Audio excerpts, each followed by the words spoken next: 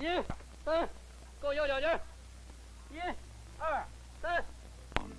parks and open spaces of every Chinese city fill with people searching for spiritual and physical harmony.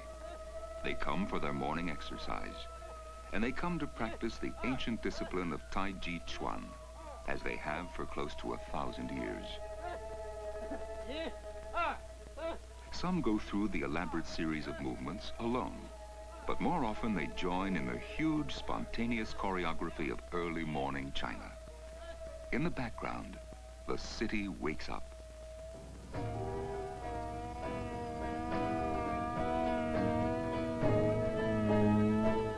One out of every 4 human beings is Chinese.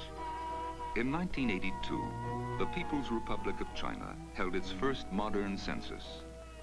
To count 1/4 of the human race was a task so formidable and its results so important to the world's knowledge of itself that the United Nations sent a film crew to report on the census and on the land and people of the world's most populous country.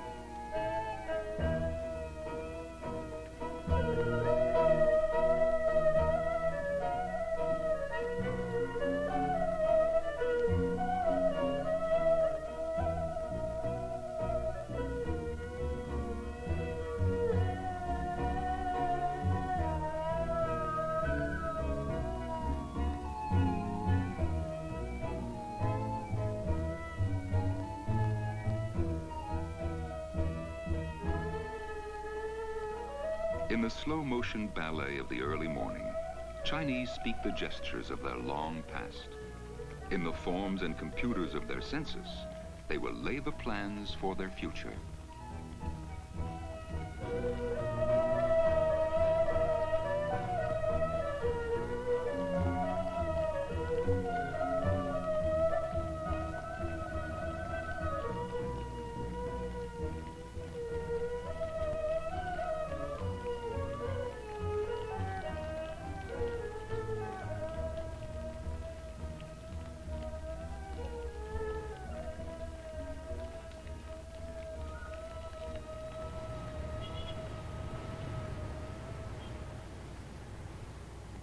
First of all, why bother to do a census at all, when things seem to run quite smoothly on their own?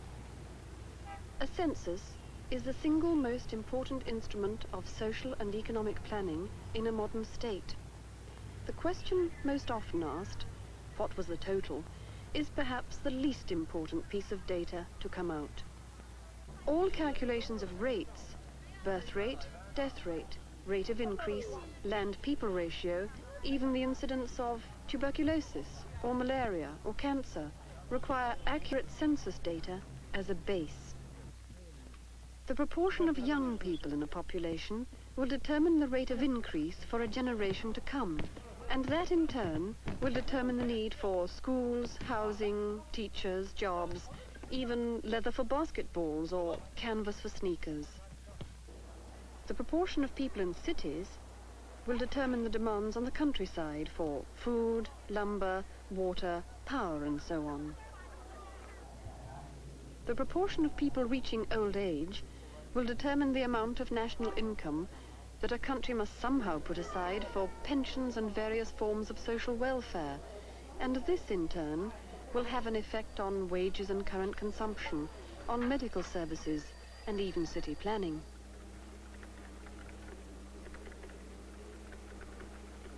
The United Nations Fund for Population Activities provided computers, and United Nations statistical and census experts helped with training and planning.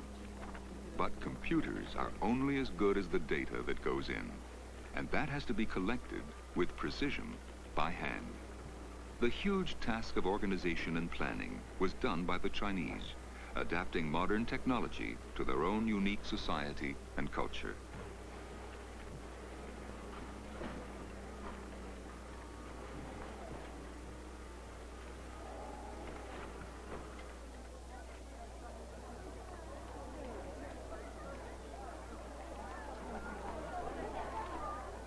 There is no easy way to conduct a census. Nobody enjoys bearing their vital statistics to bureaucracy, and people don't hold still to be counted.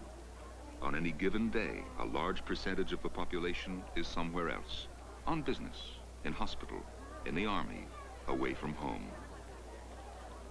The Roman Empire solved this by ordering everyone to return to their birthplace for census day, which is why a young couple called Joseph and Mary, who lived in Nazareth, happened to be in a stable in Bethlehem when the baby Jesus was born. But this solution would not be practical in a modern state. Counting in China presents some problems few other countries have had to deal with, either in scale or nature. The geography of China is a barrier more formidable than the Great Wall. 1/3 of the land is mountains, stretching from these, north of Beijing to the Kunlun and the Himalayas, the world's highest.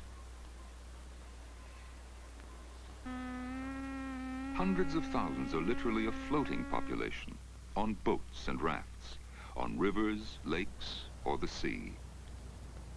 4 regions, Inner Mongolia, Tibet, Qinghai, and Xinjiang, contain half the land area of China, but sustain less than 4% of the population. In these regions, the climate is generally harsh, the land arid, and the distances immense.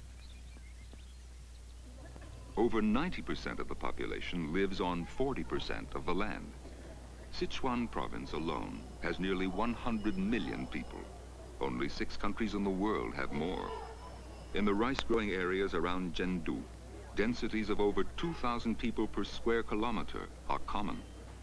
To count, tabulate, and cross-check in such numbers is an administrative nightmare.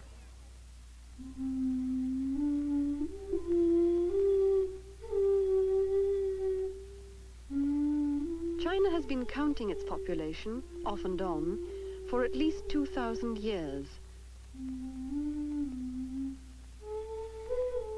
2 centuries BC, the Chinese reportedly numbered some 50 to 60 million. The Emperor Qin Shi, who buried these spectral warriors at Xi'an and who also built much of the Great Wall, had a standing army numbering in the millions.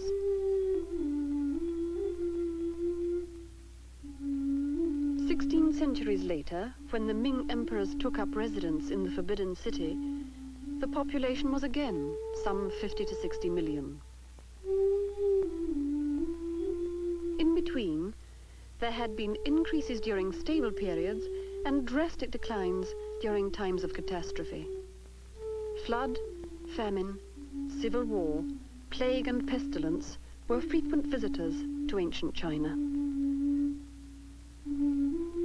It took close to 3 centuries for the population to double, but in the last 150 years of the Qing dynasty, it doubled again and redoubled. When the Qing dynasty fell in 1911, there was no acceptable official population figure, and no full census was taken during the first half of the 20th century.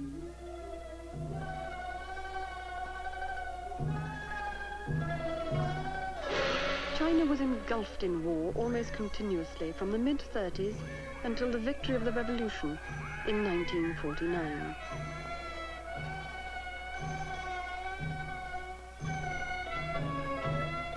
The League of Nations, which, like the United Nations, was the authoritative source of world statistics, used the arbitrary total of 450 million for several decades. 3 years after its founding, the People's Republic of China held a census, and another in 1964. The 1953 census had only 6 questions. The next one had only 9. They were processed by hand, and the results not made public for some time. In those 11 years, however, the population grew by more than 120 million. The turmoil of the Cultural Revolution interrupted almost all serious statistical record-keeping, as it did most other Chinese institutions. After 1976, the Chinese leaders decided that development must take precedence over ideology. The policy of the 4 modernizations was launched. The first thing to do was to take stock. How many are we? How many of us are educated? Where do we live? And how are we employed? How fast are we growing?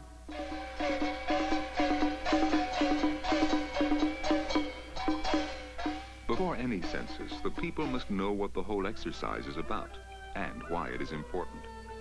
For months, every street corner, every school, clinic, and public office had its census posters and banners. Every factory notice board carried its instructional message.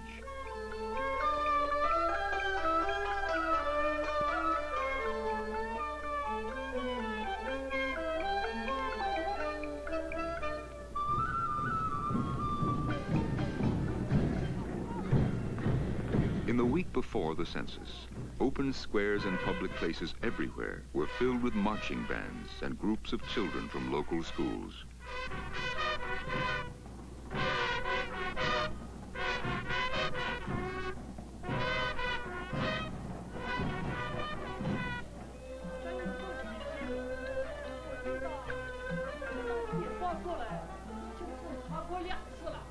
Street performers incorporated census material into their traditional routines.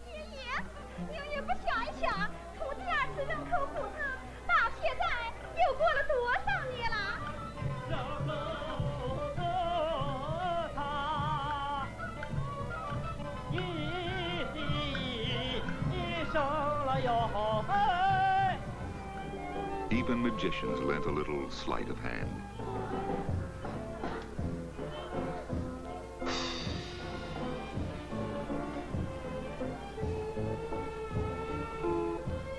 There's no mystification about the banner that emerges. Population census, everyone's responsibility, it says in Mongolian.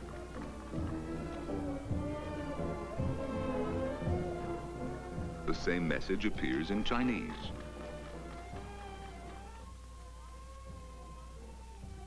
But the real work of preparing for the census takes place in the basic units of Chinese society. The neighborhood committees in the towns, the production brigades in the rural communes. China functions as a vast organism made up of separate cells, each cell responsible in large measure for the welfare of its residents. In each unit, 30 or 40 families perhaps, young cadres throughout the country will explain, one by one, the significance of each of the 19 questions on the questionnaire. The census information is not confidential, but still it is necessary to reassure people that it is to their benefit to answer accurately.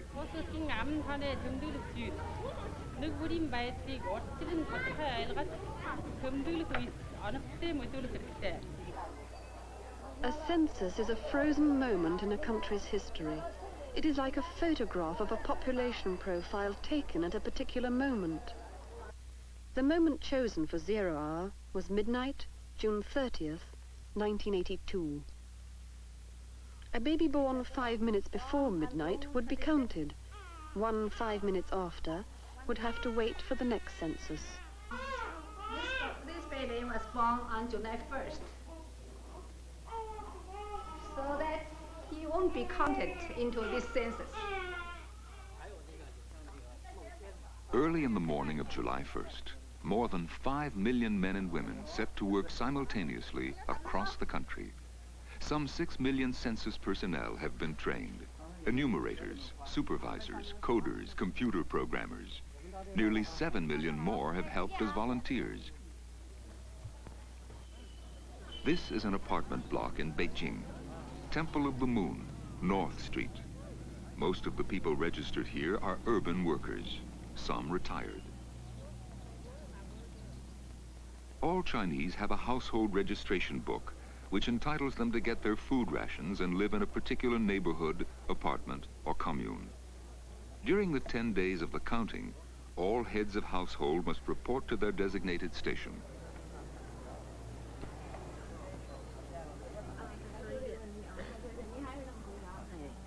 In China, a head of household may be a woman or a man.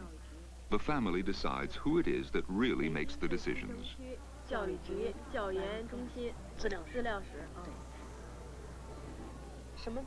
One problem for census takers is that the world's most populous country also has the fewest names to go around. Whole villages may share the same family name. Half the population of Beijing seems to be called Liu, Li, Wang, or Zhang. 您在哪儿工作？我在居委会卫生站。做什么工作？餐厅。餐厅服务员。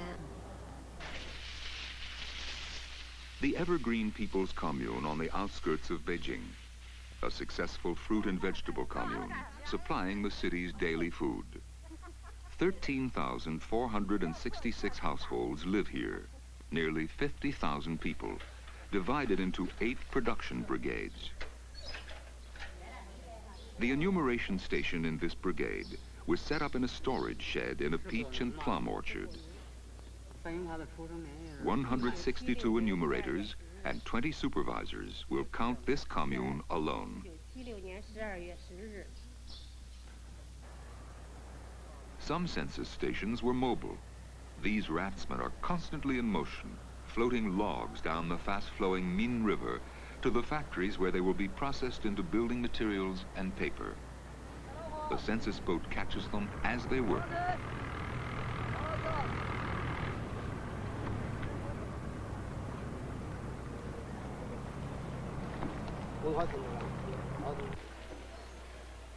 In the Baogua Temple, high in the Yumei Mountains, 26 monks live in a collective household. 2 enumerators track up the mountain to reach them.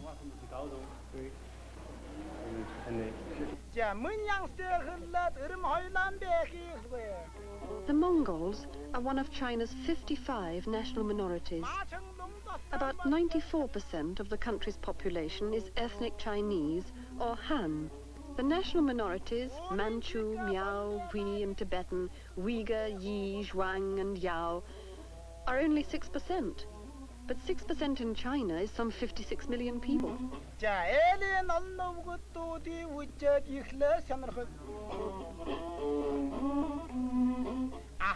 Over a quarter of the 2.5 million Mongolians are still nomadic, living much as their ancestors did when they swept across the world in the 13th century. Men and women grow up in the saddle. The herds of horses run free on the Great Plains until the epic battle of wills when a fresh horse is chosen to capture and subdue.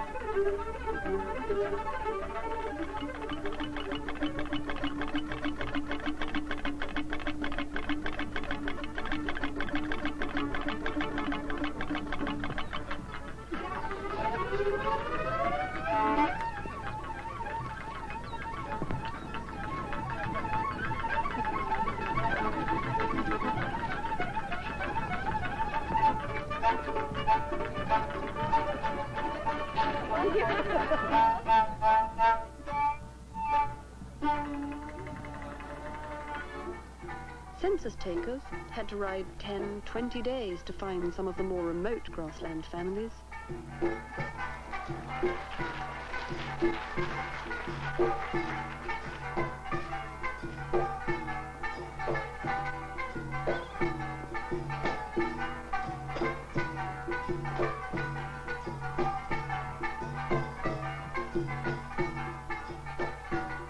The traditional Mongolian yurt is made of felt, stretched over a lattice of willow poles. It can be dismantled in a few hours when the family moves on to other grazing lands.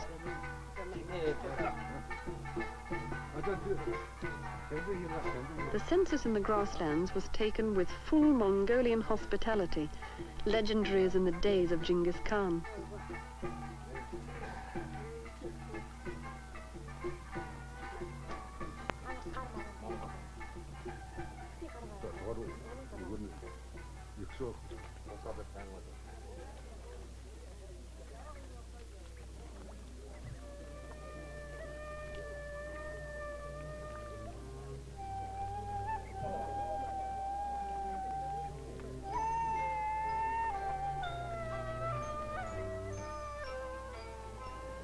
The future of China depends on the success of the members of the people's communes in feeding themselves and providing for the cities.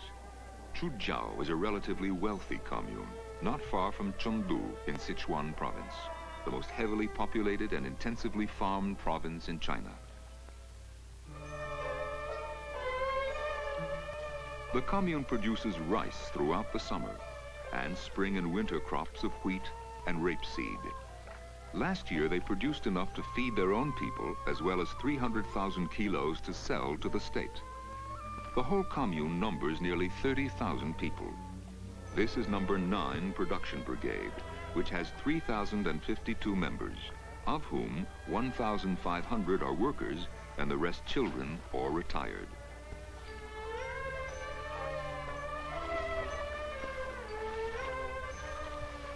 About 80% of the people of China live on the land. In Chinese terms, peasants. There are more Chinese peasants than the total populations of the Soviet Union, the United States, Japan, West Germany, France, and the United Kingdom combined. And so the texture and quality of life down here on the farm is of enormous importance to the balance of the world's resources. Small changes in the lives of so many require an enormous increase in productivity. If all Chinese peasants were to add 2 eggs a day to their diet, it would mean doubling the world's production of eggs. Sun Wencheng and his wife Li Faiying lived in this area long before the land became communalized, and he continued to work off the commune with the railway hotel until he took early retirement at 50. The Suns are a 3-generation family. Grandparents, married sons and grandchildren live together in this family compound and cook and eat together. This is what's called a one-kitchen family. 2 daughters married and moved out to live with their husbands' families. That was the traditional pattern, and it helped to encourage large families and to favor sons. Sons would stay and help support parents. Daughters moved out. In the new China, daughters earn, too, in the communes and the cities, and the tradition is slowly changing.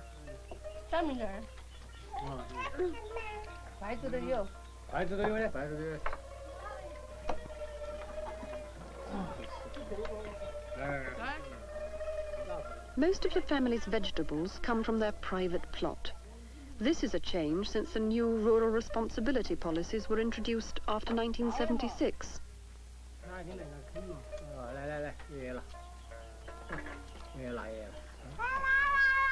The grandparents have seen many changes here over the years.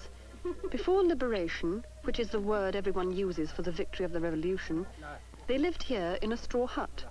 In the 50s, a period of national reconstruction, they built a house of mud bricks. In the 70s, they built this compound of bricks from the commune's brick factory. Electricity came in 1972.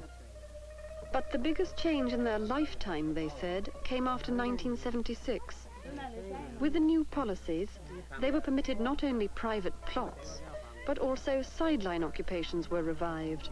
Pigs, chickens, ducks, which they can raise and sell on the open market at Chengdu. Since 76, the family has been able to afford 3 bicycles, 3 sewing machines, and, last year, a television set.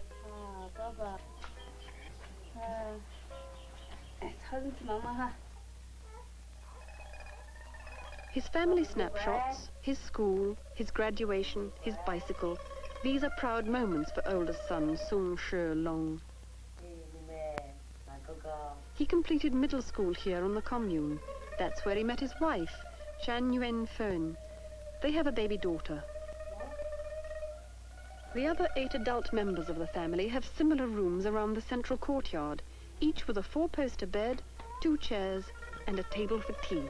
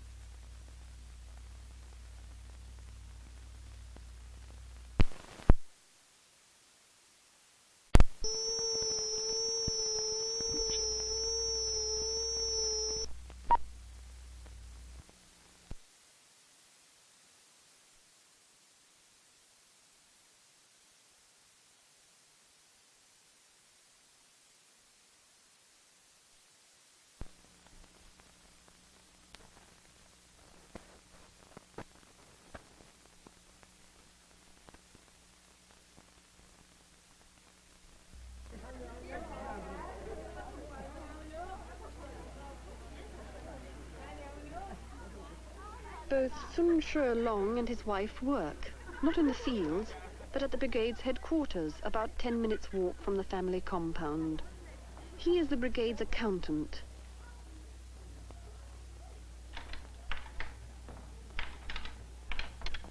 The sounds at brigade headquarters are not the thrashing of farm machinery, but the clicking of his abacus and the hum of manufacturing. Chan Yuan Fern works in the fur factory. They make jackets and blankets for sale in China. Back in the 50s, China decided that it could not afford the unplanned migration to the cities that has happened in most of the developing world.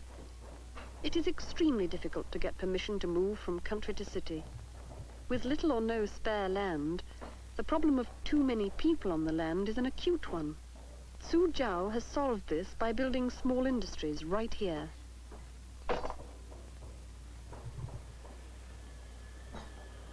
More than half of the brigade's workforce now work in manufacturing. They make flight bags, caps and hats, shoes, chairs, all kinds of things. Today, they even manufacture for export. Down jackets and goose-down quilts of high quality, made right here amid the rice paddies of rural Sichuan, go to Japan, Europe, and the United States.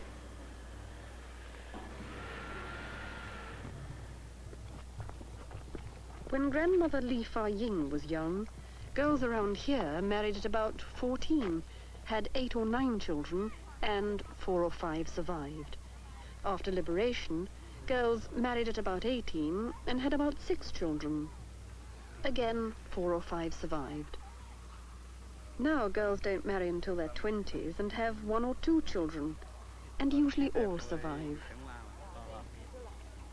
On agricultural communes, enumeration stations were set up right in the fields, so as not to interrupt the routine of farming.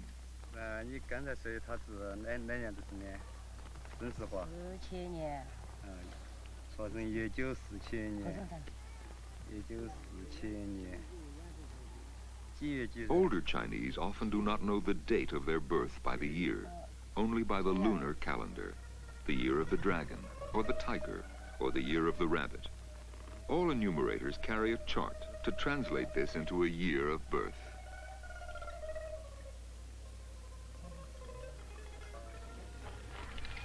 In their spare time, the whole family works on their private plot.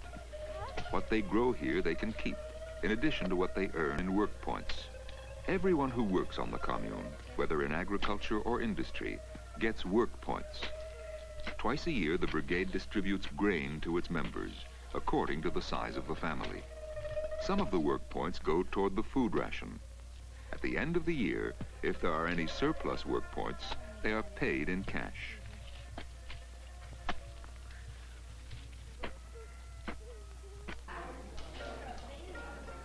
Production brigade headquarters take the place of the old pre-revolution Chinese villages, which is natural, since most production teams were, in fact, reorganized villages. It is here, at the tea shop, that brigade members gather to exchange news and predict the weather and play checkers, much as their ancestors used to do. The rhythms of country life change very slowly.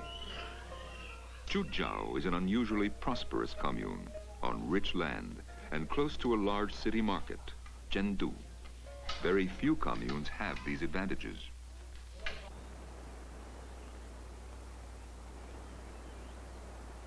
Every inch of cultivable land is used intensely. Beans are planted on the edges of rice paddies. Mulberry trees often grow between the beans to feed silkworms. Patches of lotus grow in the irrigation canals or the corners of ponds. Every day, the countryside gathers and sends to the cities, by bicycle cart and frequently human back, many thousands of tons of grain and foodstuffs.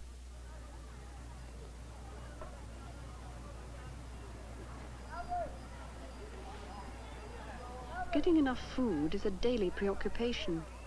Purchases are made with the care of a diamond dealer selecting stones.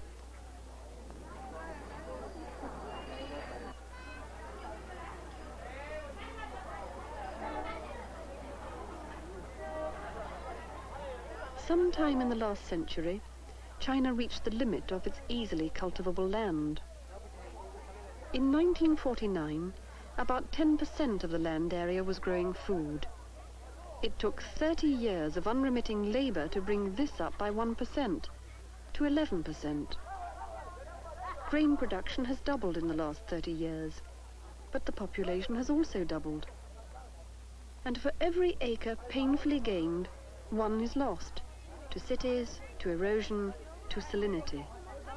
This is one of the purposes of the census, to enable China's planners to calculate the rate of agricultural growth necessary to feed a quarter of the human race. Everyone needs food, but nearly everyone wants other things too, like a bicycle. Roads at rush hours become rivers of bicycles, gliding unhurriedly, tinkling bells, weaving in and out. Chinese factories produce millions of bicycles a year. They cost 150 yuan or more, about $80. An urban worker might be able to save, with care, 10 to 20 yuan a month. Everyone wants one. The most popular brands are the Flying Pigeon, the Unicorn, the Everlasting, and the Phoenix. And a huge new generation is growing up that will want their own flying pigeon. Almost 2 out of 3 Chinese were born since the revolution. They are better fed, better educated, healthier than the generation before, and much more likely to survive to old age.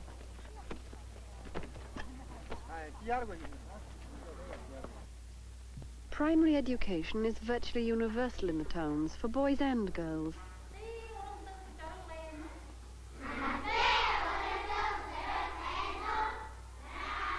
This is a Mongolian language class at a school in Hua Hot in Inner Mongolia. It has about 1,200 students from 7 to 17 or 18.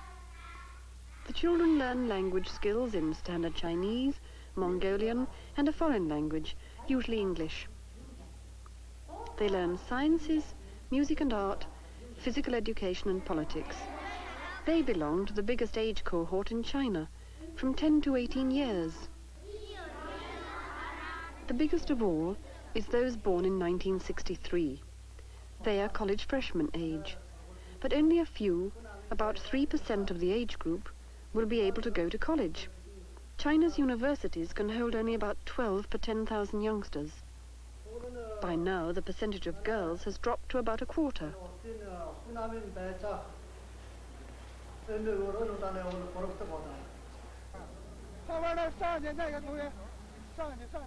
Beijing University is the most prestigious university in China. The graduating class in international relations poses for a class picture. For them, the future is secured. They have passed through every hurdle in the educational system to get here. Those who make it have an awesome responsibility for the future of their country. The Cultural Revolution closed down China's universities for several years, and a whole generation lost their chance for higher education. More than anything else, China needs skilled and trained people to carry out the 4 modernizations. When they graduate, the state will assign them to work where they are most needed. I mean, the government will assign our jobs according to the need of the country, the development of the economy or something else. Well, usually we talk with the Huan Shaodong and Che Fei are sophomores studying English. kind of department would you like to go to, and we tell the teacher our wishes, and the teacher will and we will be assigned according to The need of the our country. own will and the need of the country. What are you going to do when you graduate? Oh, I would like to be a teacher. I'm very interested in teaching. I like to be an artist because, by the way, my father was an artist, painter, and I like art very much. So maybe. I would like to work Yeah. in Peking because both of my parents are here, and they need my care when they get old. And besides, I have get used to the life in Peking, and I'm so deeply in love with the streets here, with the city, with the with every rivers, with every mountains, every park. Oh, I love this place. The climate or the circumstances is nothing to me. What's important to you? The job, yeah. I want a job that fits me, and the problem is the economy. We have to raise the living standard of all the people, and but at present time there are maybe several million young people have no job. In the cities alone, about 4 million young people come into the job market every year. To create 4 million urban jobs a year is like building an entire economy the size of Norway annually. There are almost as many teenagers in China as there are people in the United States. This is the biggest population bulge, the 18 to 20-year-olds. And it means that even if China succeeds in bringing its birth rate down sharply, the population will inexorably continue to grow. What are their prospects?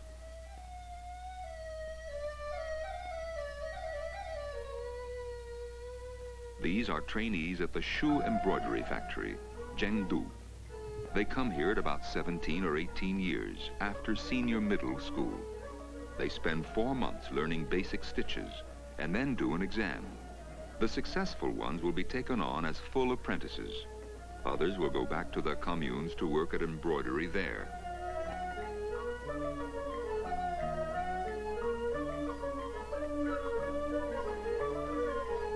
The apprentices will work with master embroiderers for 2 years. They learn to create people, fish, flowers, and animals.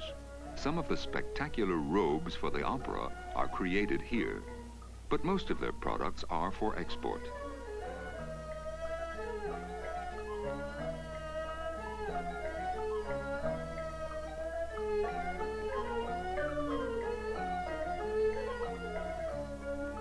A detailed, elaborate figure like this one will take about 1.5 years to complete. Those who successfully pass their apprenticeship will probably spend the rest of their lives here.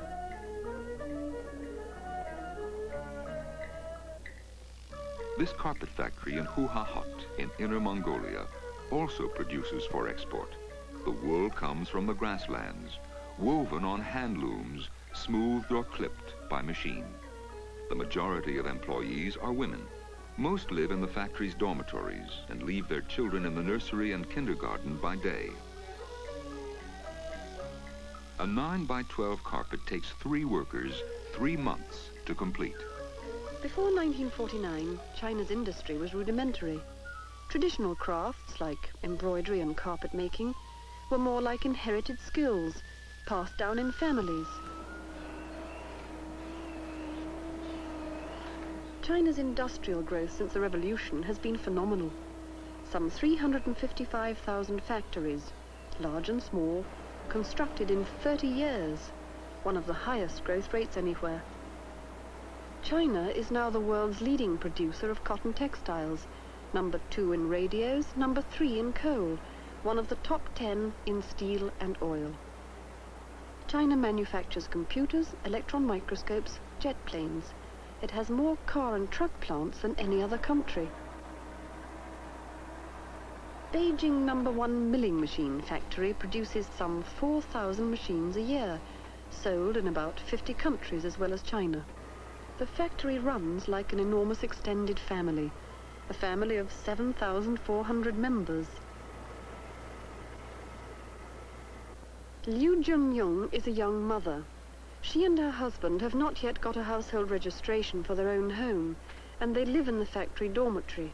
Their baby is in the factory nursery.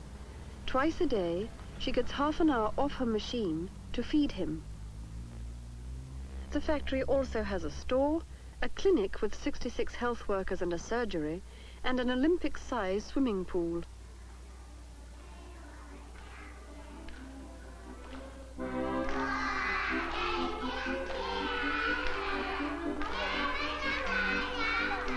The nursery and daycare center has a working staff of 102, taking care of children from infancy to 6.5 years.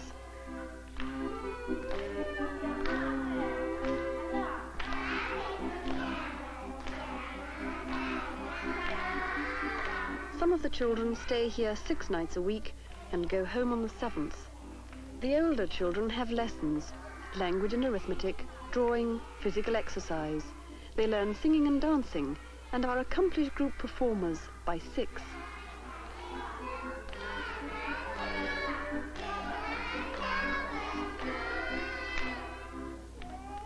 Women factory workers can retire at 50, men at 55. The practice has developed that children can take their parents' place.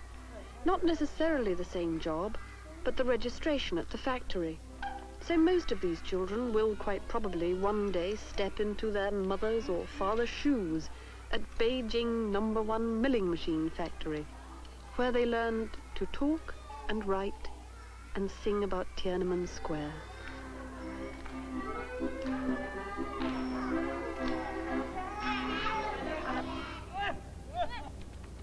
The factory even has its own militia.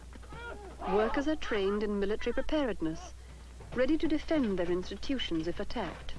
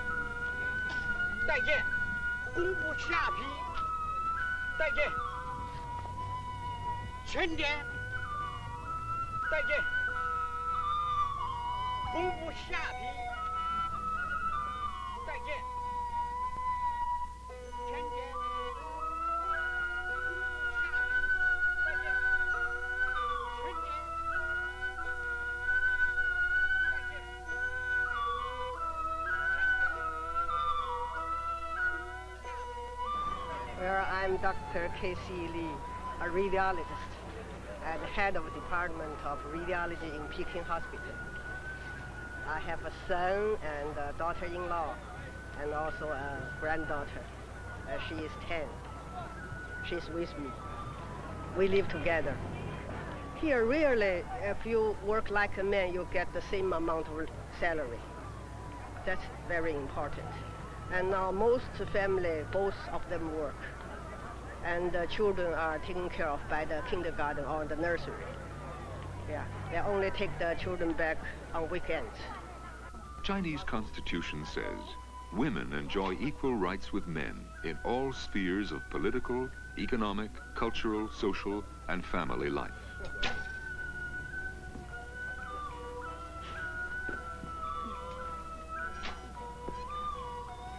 Men and women enjoy equal pay for equal work. It was not always so. Before the revolution, women were surely the largest disinherited group in China. A proverb said, "A woman should be a virtuous wife and a good mother." Another said, "An ignorant woman is virtuous."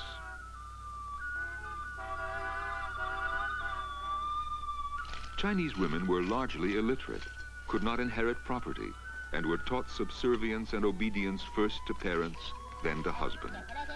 Female infanticide, though illegal, was sometimes practiced in the countryside.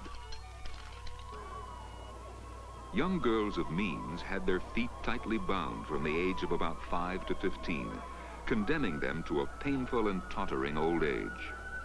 Foot binding persisted well into the 20th century. The revolution changed all that. Women earn pay in the factories and work points in the fields. 1/3 of all Chinese scientists and engineers are women, and a significant number of doctors. I think I was more recognized, my talent, not because I'm a woman that they do not recognize me. See, I'm the head of the department. Yeah, in the former days, not many women get that position. And even with divorce, see, the men are always right. They have the reason to divorce you. But at the present, it's not the same. See, which part is right, which part is wrong.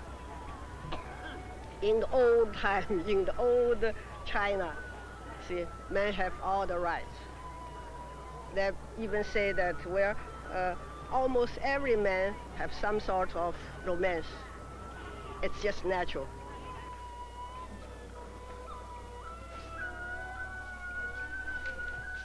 As part of the campaign to raise the status of women, the government discourages elaborate wedding celebrations and the payment of dowries. Here, at Wugui Production Brigade in Sichuan Province, marriage is a simple affair. The commune secretary changes the young bride's registration book to the husband's household and writes their names in a marriage certificate. The certificate cites Article 53 of the Constitution, guaranteeing equal pay to men and women, and it goes on to quote, "Men and women shall marry of their own free will. The state protects marriage, the family, and the mother and child. The state advocates and encourages family planning."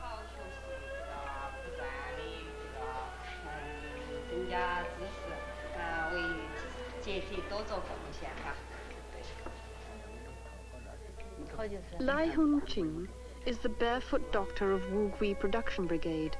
Actually, she's neither barefoot nor a doctor, having trained in basic preventive medical care for 6 months in 1974, with regular refreshers 1 day a month at the commune hospital. She gets work points for her job like everyone else.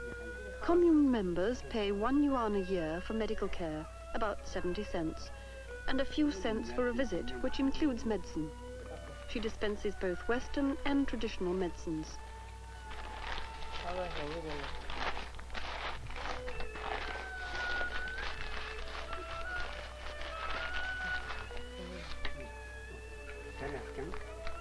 Lai Hun-ching is assisted by a traditional practitioner who does acupuncture and massage of acupressure points. One of the clinic's most important functions is family planning. The young women of the brigade come here for birth control pills, sometimes injections or IUDs, as available and according to preference. Wugui village has had a family planning program since 1974. In 1979, the party called on the whole nation to have only 1 child per couple. Wugui has had a particularly good record of one-child families. The women's director and the barefoot doctor run the family planning program. They keep a health record of all women of childbearing age in the brigade, helping them to plan their pregnancies at the best moment for the whole community. The double happiness sign on the door means that this couple have not been married long, only 6 months. She is pregnant. They have pledged to have only 1 child. The barefoot doctor and the women's director pay regular visits to the pregnant women, advising them what they should expect at each stage. The commune offers substantial incentives for promising to have only 1 child.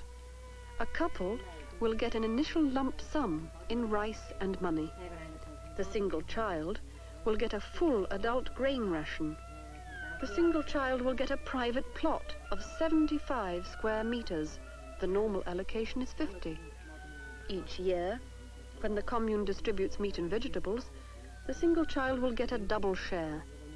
If the child dies, the couple may of course have another, but if they make a mistake after they have promised, they must pay back the rewards. The one-child family policy will not last forever, and it will create problems of its own, but it is the best hope for stabilizing population growth before the end of the century. This generation knows it must make sacrifices for the sake of the country's future. The old people have made their sacrifice.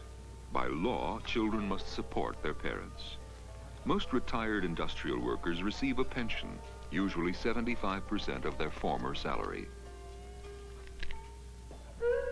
The proportion of old people in China's population has risen dramatically and will be rising still more by the end of the century. Now, every 100 employed persons supports about 14 old people. Even if the one-child family policy succeeds completely, by the end of the century, the same 100 will be supporting 25.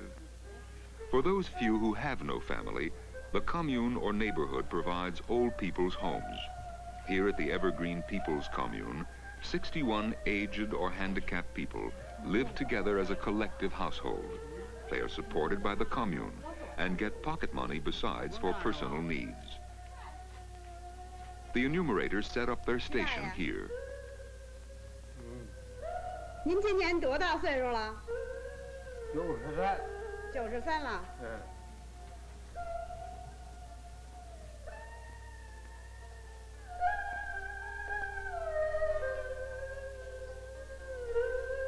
In the 300 years of the Qing dynasty, ordinary people were not allowed to set foot in the Forbidden City on pain of death. The height of buildings in Beijing was controlled so that no one could overlook its formal gardens, palaces and temples. Now, thousands of ordinary people visit the Forbidden City each day. They wander through the Hall of Supreme Harmony and the Palace of Earthly Tranquility, eating popsicles and enjoying the sun.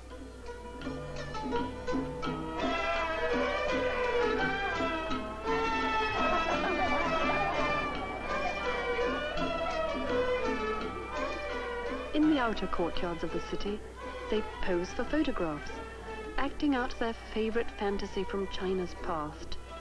A conquering warrior, perhaps. A prince and princess.